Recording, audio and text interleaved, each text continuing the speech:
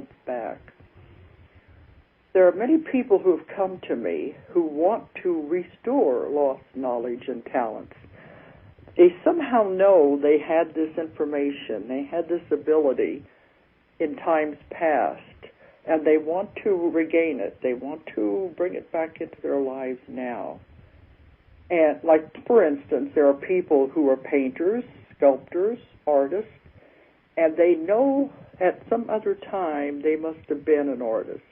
They want to see if that's there. Even musicians, they want to see if that ability is there.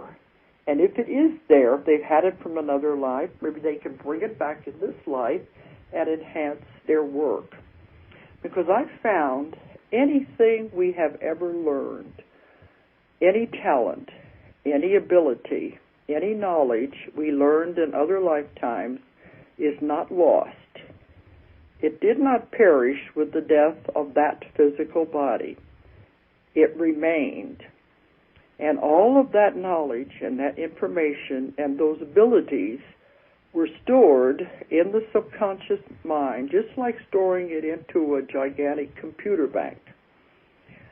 And if it is appropriate, if it is possible to use it in this life, it can be tapped into and brought back. It has to be appropriate, because maybe it's not what you're supposed to do this time.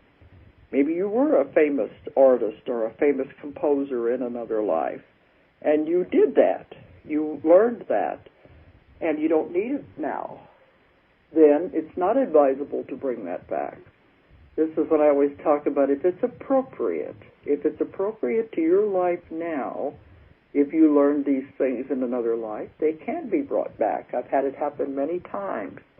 People have tapped into artistic abilities, musical abilities, and the subconscious is like I guess you would say a censor or a mentor there, and it will not allow anything to happen that you are not ready for or anything that will not be for your highest good. So if we do find a life where somebody had musical abilities and it says, no, it is not advisable to bring that back at this time, then if it's not appropriate, then I can't do anything about that. I cannot override what the subconscious says. Well, it knows best. It knows which way the person's life is supposed to go this time. Maybe you've done it. There's no need to repeat it again. Maybe the way the life is supposed to go this time around is down a different road, a different way. And if that is true, then we won't bring these abilities back. But I had a doctor come to me. He was in internal medicine, and he said he was doing his job, but he kept feeling there was something more, that at another time, somehow he knew that he had more information, he had more knowledge, that he could heal in a different way. And he thought if only he could tap into that, he could help his patients a lot more. He had taken several healing group classes, like remote viewing and different Reiki and different classes where they teach you to see inside the body. He'd taken a lot of this, knowing there must be something else out there that was missing from the traditional medicine. But he said he hadn't found it yet. So he wanted to see if maybe it was from a past life, maybe he could have that knowledge back. When we took him back into the past life, he went into a lifetime where he was like a shaman, a medicine man. He took care of the people in the tribe, I guess you would say, the group that he lived in. And he had the remarkable ability in that lifetime to see inside the body. He could see when something was wrong with the body, and he was able to manipulate psychically with psychic hands, I guess you would say, not your physical hands. He was able to manipulate the organs, the muscles, whatever was wrong with the person. He could see inside and he could manipulate it. There were no deformities in that tribe. There were no major diseases because they knew how to prevent this by the use of their minds and by the use of being able to see inside the body. often what we consider to be primitive tribes had these abilities. So we're the ones that are more primitive, I guess, if you want to break it down like that. But he had the ability to do this, and he helped a great deal of people in his group. He wanted to pass this knowledge on to others to follow him, but he never was able to completely train someone to take his job. But he had this ability to put his hands inside the body and manipulate the organs, very much like the psychic surgeons do today. And some of these are real. They're not all fake. There are some of these that are real.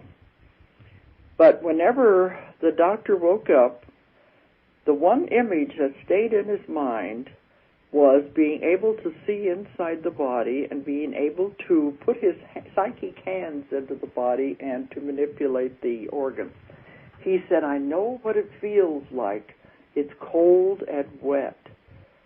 And he said, I'll be able to use this. The patient doesn't have to know what he's doing.